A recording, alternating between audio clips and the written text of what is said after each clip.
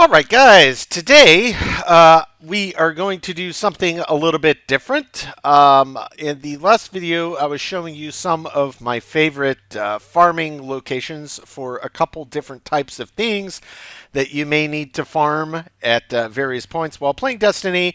Today, I wanted to go in a different direction, and this is geared towards exotic gear in Destiny, which you could argue, in general, is the best gear in the game, though there is an asterisk next to that statement, because it is not always the best, but you could certainly argue that it has some of the most interesting with the most interesting properties.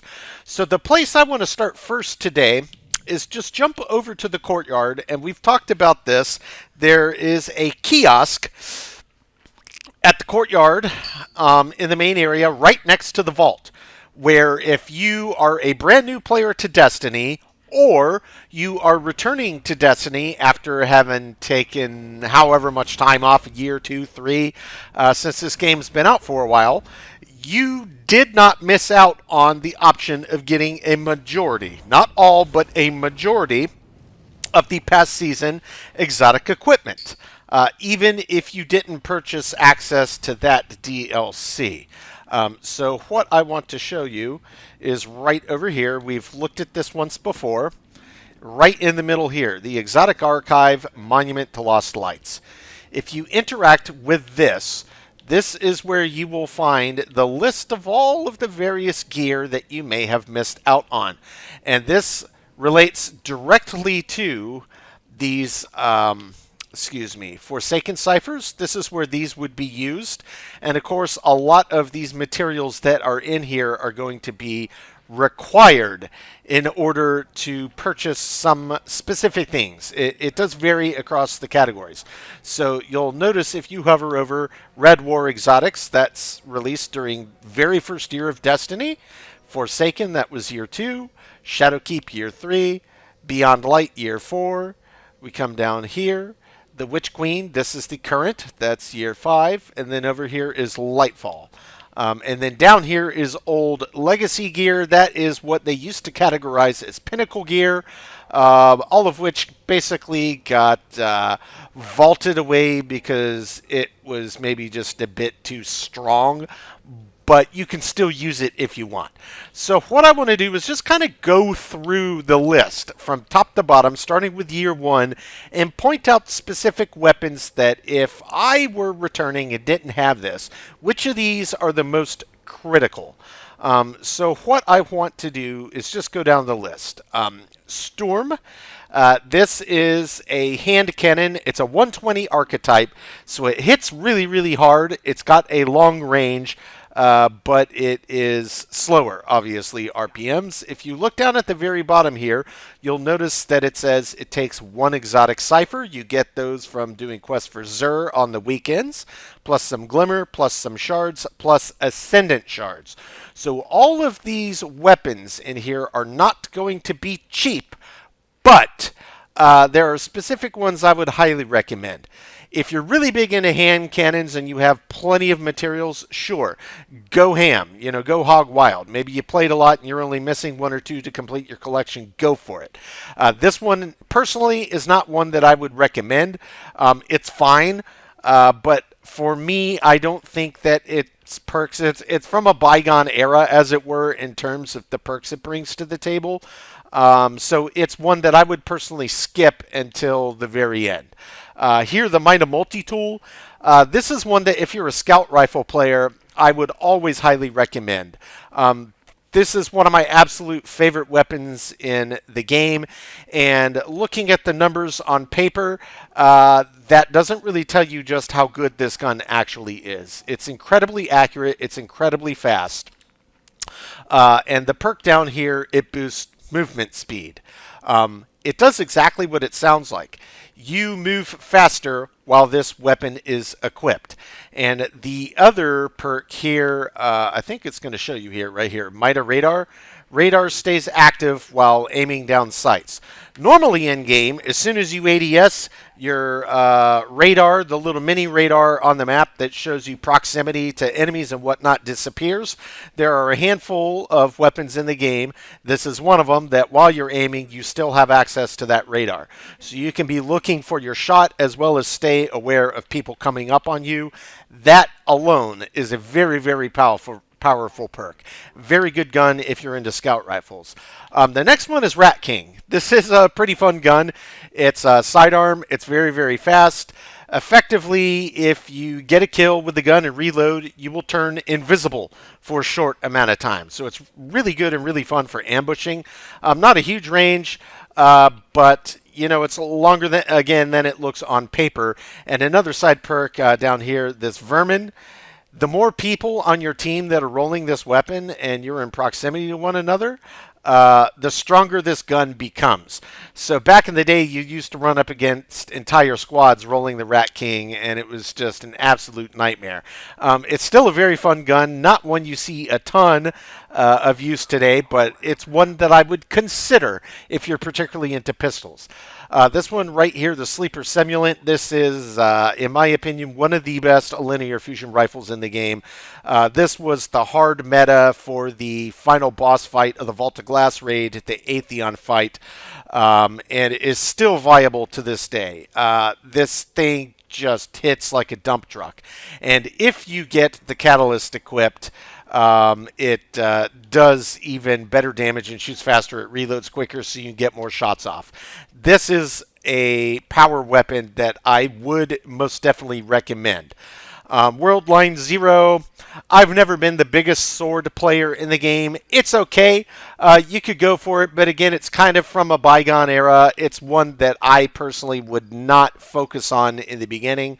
Polaris Lance, this one's an interesting scout rifle. A lot of people love it and swear by it. They are mostly die-hard scout mains. Basically, every fifth precision shot that you hit will load an explosive round and deal bonus damage. It's a bit of a gimmick, but it is powerful if you're very good at landing your shots. The next one, Whisper of the Worm. This is a very, very good sniper rifle. This gets nerfed and buffed and nerfed and buffed. It's come and gone a fair bit over the years. But it is one that if you are a sniper main would never be a bad decision to put into your loadout. This one here, Outbreak Perfected, a very, very, very strong pulse rifle. As you land hits, it will send out these kind of mini robot swarms, and then it will make additional damage on the targets that get hit with it. Very cool gun. Legend of Acreus, this is another one of those kind of from a bygone era weapons. It is powerful, but I mean, if I see somebody using this in PvP or PvE once a year, I'll eat my hat. So I'll leave it at that. That's the year one weapons and my thoughts on it. Year two, a lot of great weapons dropped in year two. You could argue some of the best they ever dropped in the game. You can see right here, Forsaken Exotics. You can turn in Ascendant Shards for a Forsaken Cipher right here. And you'll notice that as you scroll across here, all but a handful of these guns only require a Forsaken Cipher. The Ace of Spades, this is one of most people's favorite guns in the game. Hand cannons are always a viable option. PvP mains love it, especially hand cannon player PvP mains. This is one of the best hand cannons in the game, unquestionably. It's not my personal favorite. I don't actually personally use it a ton, but those that do typically play extremely well with it. It is one I would highly, highly recommend. The stats on it, reloading after a kill will load the magazine with extra damage bullets. And this, like the Mida Multi-Tool Scout we talked about, is another one where it grants radar while you're ADS. And then this other perk over here, Firefly, precision kills increase reload speed, cause the target to explode, and that does in turn solar damage to nearby enemies.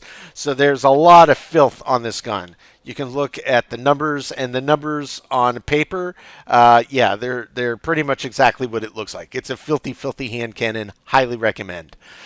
Number 2, the last word. This is a pretty interesting hand cannon. Evidently, if you are a PC player, I am not. I never have. This gun is not the most viable thing in the world because console players do get an aiming assist. And effectively, this weapon you hip fire. And it fires stupidly, stupidly fast. It's got a shorter range, but you can really drop enemies. If you're good at putting the reticule on people's heads while not hard aiming, non-ADS, this gun can really do some work. I love it in PvP. It's a real barrel of laughs. I would highly recommend this one as well, if for no other reason than it's very fun. La Monarch, this is a very filthy bow. It's very disgusting. You'll see it a lot in high-end PvP play, so it pops out a lot in Trials of Osiris. You'll see it in standard other PvP playlists. It's a bit of an annoying weapon to go against. Effectively, you do a full draw on the bow and release quickly on your target, and it's going to stun the combatant and spread poison. And it spreads poison to nearby enemies as well. This works on PvP and PvE, but it's really, really irritating. That poison spread can really do some work. If you're a bow player, that's one I definitely recommend. Here, Yachten. This is an interesting gun. It's a fusion rifle that looks a bit like a toaster. And it has tracking. So you fire, you aim at your target, ADS, and you fire, and it tracks and locks on and follows the target. Now, it's not the most difficult thing to dodge, but if you're shooting at people and they don't see it coming, it's almost a guaranteed kill. So it's a fusion rifle that almost functions like a rocket launcher. This is kind of a gimmicky weapon, but make no mistake, it is a powerful weapon. This is one that I would not put maybe in the top 3 list, but if it's one and you had some extra points, it's fun to play with. Next one, Izanagi's Burden. This is another one that's really kind of from a bygone era. I mean, if you're really into snipers and you wanted to complete your collection, I could recommend it. There are times where it's come and gone in the meta, and you can read what this does.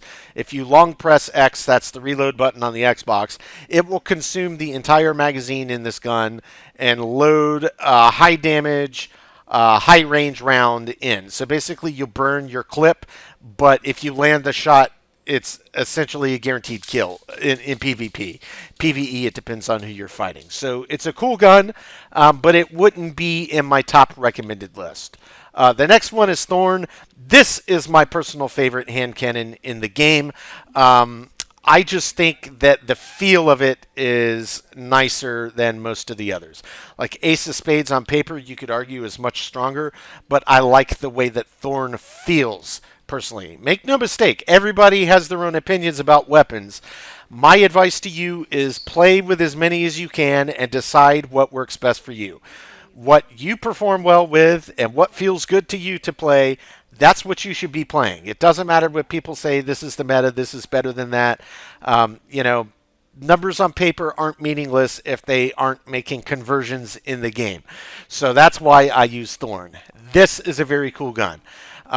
Rounds pierce the target and deal dot damage over time, which is great.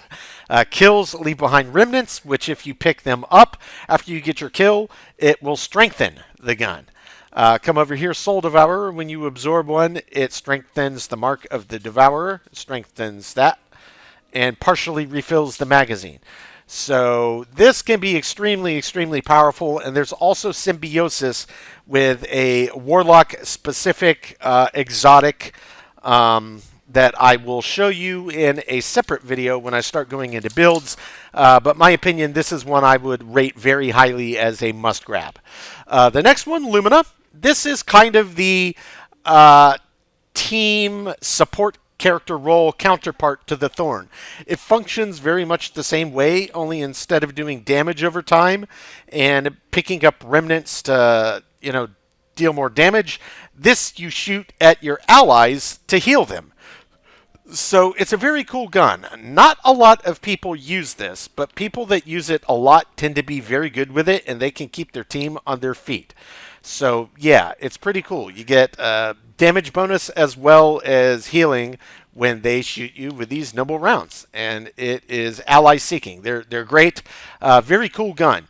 You'll see it from time to time, though not as often as the others. Truth rocket launcher. This is basically a homing rocket. It is exactly what it sounds like. You lock on when you ADS, and it will basically heat-seeking missile to them. Pretty cool, though it would not be the #1 recommended rocket for me personally. Bad Juju. This is a very cool pulse rifle. This one, it basically refills the magazine and increases damage as you get kills. So I don't use this so much for PvP, though it does work very well in PvP. Low recoil, very accurate on target gun. But it's great for mob clearing because you can all but infinitely hold down the trigger and never have to reload if you're just clearing out mobs in a PvE activity, just constantly mowing them down. They're dying. It just keeps refilling itself and getting more powerful. And the catalyst on this, I believe, gives it full trigger auto. I think that's what it is. I don't actually recall, but very cool gun. If you're into pulse rifles, that's definitely one that I would consider. Not necessarily top tier, but definitely worth consideration. Anarchy, this is one that I have yet to pick up. This has been meta and then been nerfed into the ground and meta and nerfed into the ground a million times over. This was arguably the strongest gun in the game for a very long time. This was the key to very tough bosses in raids. Just a disgusting gun. I've seen it in action with people on my team. It is absolute filth. This is one I would love to get that I would absolutely highly recommend, though you'll notice down there is the first gun that doesn't just take a Forsaken Cipher. It also requires Spoils of Conquest.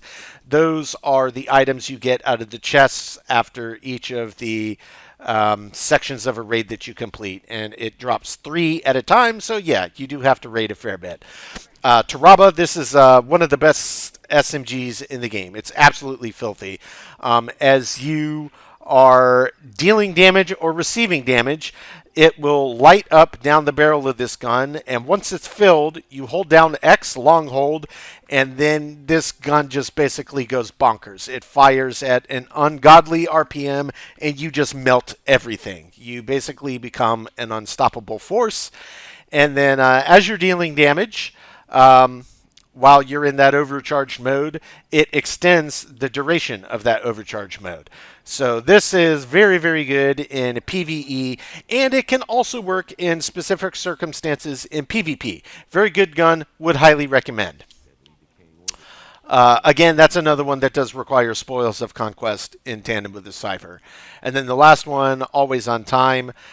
This is a vehicle, and it's got the same max speed as all of the other exotics, though this vehicle actually seems to have some kind of hidden perk where it, this right here, enemies are less aggressive towards you while you're riding on it, but it also seems to make it move a little bit quicker. There are specific time trials in some dungeons where this vehicle is kind of the meta. That's the one you want to pull out if you have it, which sadly I don't.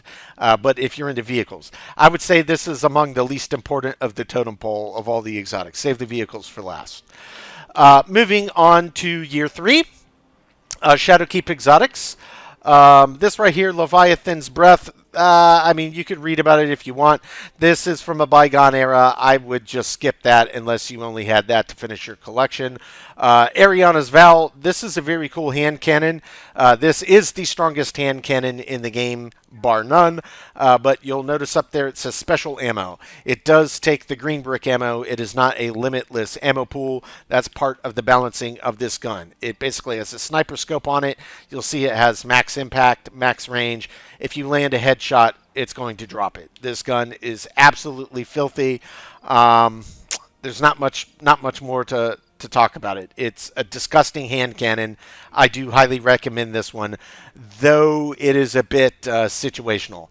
If you're trying to solo, say, dungeons or nightfalls, this is one that often works well. if you have ammo finding mods equipped. Next one is Bastion. This was the meta really irritating fusion rifle that was in PvP for a long, long time. It did get nerfed, but it's still a fun gun. I would not be surprised if this makes a return in the meta at some point down the line. A very good fusion rifle that's definitely worth considering at least. Symmetry, this is one of the more interesting scout rifles in the game. It's got a dual firing mode. If you long hold X, this is a common theme on the multi-firing mode weapons, it will swap to Arc Seeker mode, and Arc Seekers track toward combatants you target. So basically you get kind of heat-seeking rounds on this weapon. In tandem with that, dynamic charge. Precision hits will build up the charge. When you swap to Arc Seeker mode, it will increase the damage and also partially reload the magazine based on the number of charges. So basically, you stand in normal mode, you start hitting your target, you hold X to long swap, and then you start firing the arcs at that target. That's how it works. And people that are really good at knowing when to swap between the two can absolutely decimate with this gun. Very, very cool scout rifle. Right here, Devil's Ruin. This is my personal favorite sidearm in the game. It's a sidearm that, on its own, it's a strong sidearm. Pretty good range, pretty good impact. But the thing that makes this gun particularly special is that it has an alternate firing mode where it's basically a pocket fusion rifle built into a pistol. So it uses the normal ammo as a handgun. It's on kinetic ammo, so you don't have to pick up bricks. You can use it like a normal handgun, but you hold the other trigger down, it will charge up. It does have the longest charge. You'll see down here it says charge time 1,000. So 1 full second to charge, and then it will release its fusion blast. This is a very funny gun and fun gun to use in PvP, in my opinion. If you're good at timing it and tracking targets and really good with your movement, you can really make some people angry with with this gun. It's also really good at felling hard enemies, breaking through shields. Very, very good gun. I do highly recommend this one. Next is Tommy's Matchbook. Interesting gun. It's had its moment in the sun. I'm sure it's still viable. Effectively, as you hold down the trigger on this gun, it will heat up and overheat. It does increase the damage, but it will also damage you the longer you hold down the trigger. People that are good at mitigating their time in the trigger tend to do quite well with this gun. It's not a rifle. You know, they've come and gone from the meta over time. But yeah, interesting gun. If you're really into auto rifles, it's worth considering. The Fourth Horseman, this is a pretty gross shotgun. Not sure why I never picked it up. I obviously have the parts that I could pick this up. I'm just not a big shotgun user, so I didn't see fit. This has been nerfed quite a fair bit, for balancing purposes, but you'll notice it's 4 barrels. That pretty much tells the story right there. Okay, so yeah, it's exactly what it looks like and says. It's a 4-barrel shotgun. The rate of fire is increased significantly. It is full auto. And if you look at this, each successive shot does more damage and has a greater spread. But, it's a full fire 4-barrel shotgun. It is powerful. The next one over here, is Witherhoard. This is a great weapon. This is one of the best all-around PvE weapons in the game. It works well in pretty much all situations. Effectively, it's a grenade launcher that leaves behind a blight circle on the ground. The blight is those kind of black and white enemies in the game that kind of teleport in and out. That kind of poison dot damage thing that they do, that's what this leaves on the ground. Hugely powerful, can clear big rooms of ads with great facility. If you're doing some PvE content and you don't know what weapon to grab, grabbing this is never a bad decision. This does also work reasonably well in PvP as well as an option, especially on game modes where there's an objective base. Capture and hold this point. It works well at keeping people off the point. Ruinous Effigy. This kind of had its moment in the sun. It's hard to explain. Final blows with this weapon collapse victims into void transmutation spheres. And then you look at this evolution trait. Transmutation spheres you create can be picked up and wielded as weapons. Light, heavy guard. So it's kind of a weird weapon. I don't want to say it's from a bygone era because it's not that old, but it's not one you're going to see that often. If you're really into trace rifles, which are kind of a niche weapon type in this game, it might be worth picking up to somebody that's a diehard trace rifle user, but I wouldn't recommend this as one of the first ones you grabbed. Traveler's Chosen. This is another good sidearm. It's got some interesting perks and can be very powerful with the right builds. Final blows grant stacks of gathering light. Yet again, a long press on X on the reload button. You will consume stacks, and that will give you back melee, grenade, and class energy based on the number of stacks you have on the gun. So basically, as you're dealing damage with it, just like a normal gun, it allows you to give yourself energy back to be able to throw grenades and melees and down your healing pool or whatever it is for your class type on the ground quicker. Pretty cool. This works synergetically with a lot of really interesting builds you can make. It is one that I would recommend, though maybe not top of the list, but I would put it near there for sidearms.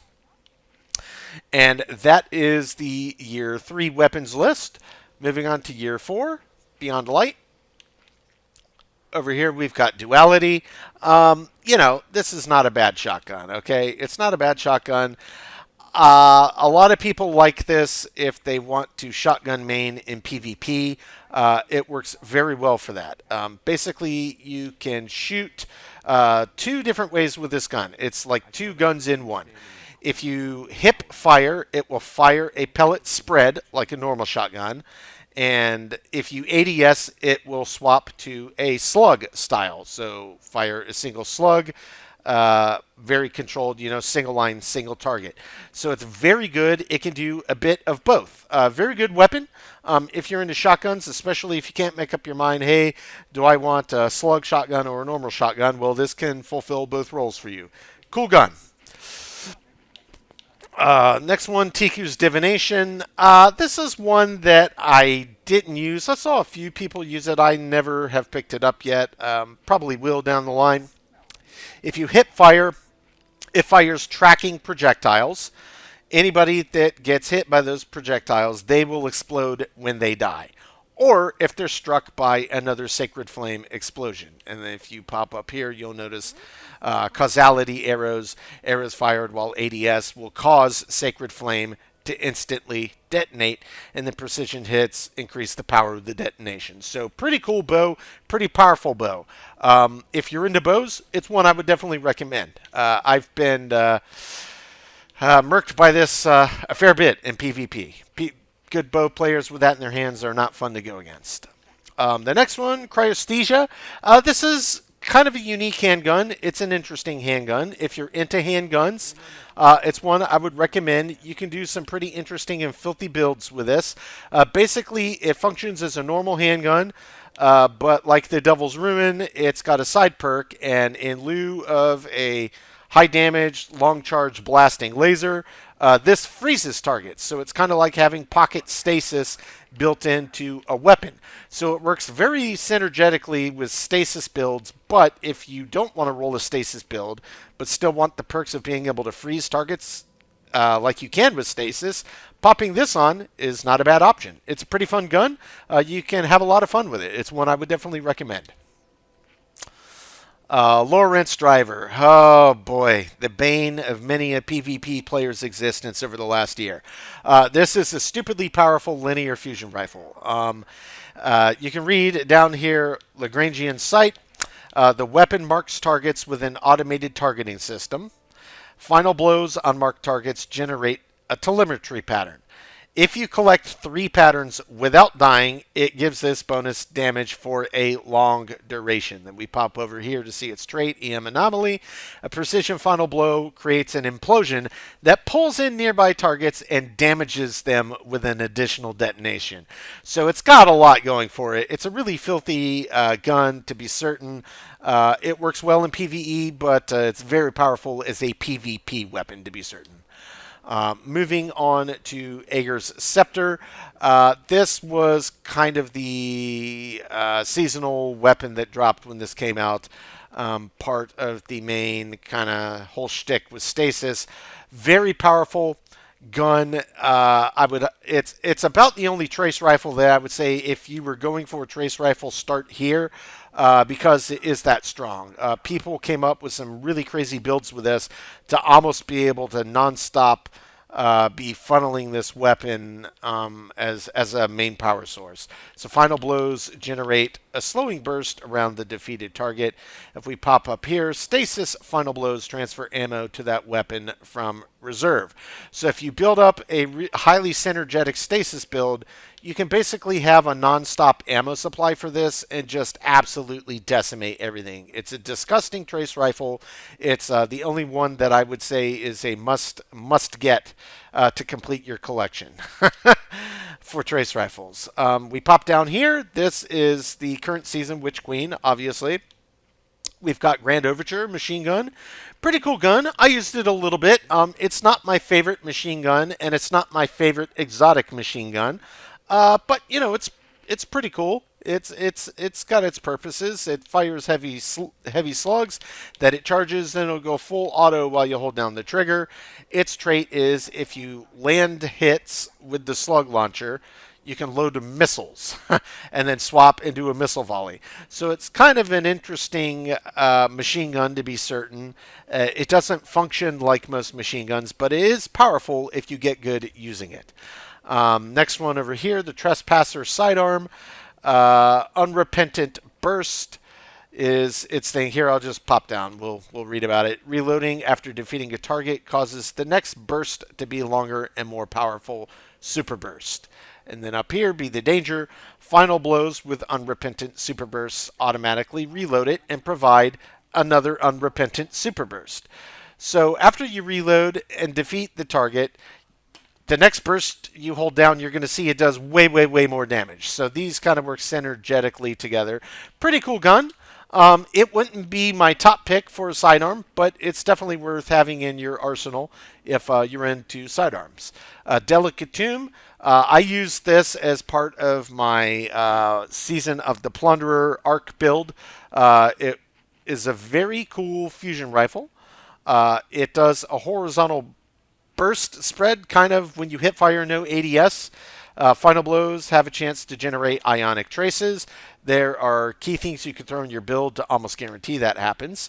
Powerful foes and opposing guardians will always generate ionic traces, so you fell yellow bar enemies or higher, or guardians in PvP play. And then up here, collecting ionic traces causes the next shot to jolt on hit. So I had this really nasty synergetic build with this weapon last season. It was a lot of fun to use. If you're into fusion rifles, especially if you like playing Arc, it is one that I would recommend. That gets us up to the upcoming season that is pre-order right now, Lightfall. If you will get immediate access to this if you order it early. I've heard some people say this is a pretty cool gun. It's an auto rifle that fires homing micro rockets. Sounds interesting enough to me. I'm actually a little dumbfounded. I've yet to pre-order Lightfall because I'm for sure going to play it, so I will eventually remember to do that. And then finally we get down here to Legacy gear. So this is the old Pinnacle gear. I don't want to necessarily go through all of these one by one, but I will point out just a couple that are still worth picking up to this day. Fellwinter's Lie, notably. This is still one of the best shotguns in the game. Very well balanced. It's very precise, easy to use. I'm not a big shotgunner, but even I can have a great deal of success with Fellwinter. Adored. It's Salvage or Salvo. I mean, there's so many of these up here that are so ludicrous. We get a Lunar's Howl. That was a great hand cannon, not forgotten. Redrix. This was the original nasty Desperado gun. Still funny to pull out in PvP. The Mountaintop. This was the gun I think that really put the Pinnacle gear over the top and caused them to rethink their decision. This one right here. Also the Recluse. These two in particular were just so overpowered. Yeah, if you were going to pick any of these up, I would say Fell Winter, maybe Mountaintop. But they've come up with so many different weapons that function similarly. It would be tough for me to say, but just know that they're here. They're here. Randy's throwing knife. That was my default go-to scout for the longest time. It's another one that's way better than it looks on paper. But yeah, that's what's down here. If you're interested in picking it up, and if you already have stuff, you can pick up skins for them down here as well. And then they have some from Vanguard Ops as well, you can see. And a lot of these weapons are coming back into rotation as possibilities to pick back up. So don't feel compelled to come in here and spend all your hard-earned shards to grab any of these. This would be the last place. If you got everything else you wanted, then consider coming down here to this legacy gear. But just know that it's in there for you as an option. So guys, that is everything at the Monument to Lost Lights. All the past seasons exotics that you can still acquire direct from the kiosk at the cost it tells you. Those are my thoughts and opinions down the line. I hope that you will at least get some value out of that information. Again, this is just one player's opinion. Everybody has their own play style, their own preferences. So if anything that I talked about on there, that's the type of gun I really like, just read about them. Maybe look up some gameplay of people actually using the weapon first to get an idea of what it does instead of just reading about it. A lot of good resources out there, but that is what's up there, and those are my recommendations. So guys, good luck in your quest. I know obviously these are expensive, but as you keep playing the game and you get the parts you need and you get bits over time, just consider, maybe one a month. You have done enough grinding and have the currency to buy one. Just make your top 10 list and just start going down the list. You'll eventually get them all unlocked. So good luck, guys. Hope you found use out of this, and we will catch you on the next one.